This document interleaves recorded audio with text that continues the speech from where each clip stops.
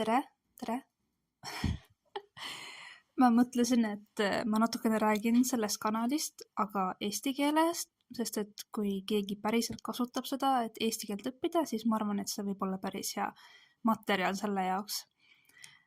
Aga jah, ma avastasin, et mul on sellel kanalil 5 tellijat hetkel, mis on palju, sest et ma ei üritanud tellijaid saada, ütleme niimoodi. Ja siis ma ei mõtle, et jää need grammatikavideod. Ma tegelikult tahtsin teha ühe suure grammatikavideo, kus on nagu kõik sees, nagu nimisõnad, omadussõnad, ja siis mis iganes seal veel oli mul, verbid, tegusõnad. Aga siis, no see oleks olnud päris pikk ja siis ma rääkisin emaga ja ema ütles ka, et jah, et tee mitu videot, nagu inimesed ei suuda pikki asju vaadata.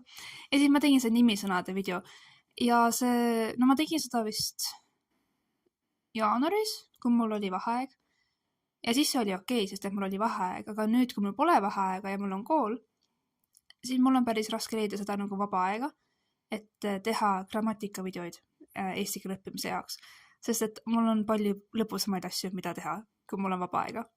Seega mu point on, et ma jõuan nende grammatikavideoteni küll, aga suvel, siis kui kool on läbi ja siis kui ma olen teinud kõik need muud lõbusad asjad ära ja siis mõtlen, et oi, võiks teha need grammatikavideod ka lõpuni, nii et ma teen neid kindlasti lõpuni.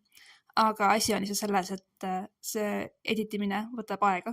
Vähemalt paar tundi, 5-6 tundi või nii. Ja mul lihtsalt ei ole nagu ühtegi päeva olnud, et ma mõtlen, et okei, ma nüüd istun 6 tundi ja teen seda videot. Sest et eesti keele grammatika õpetamine pole otseselt mu kirg ega midagi.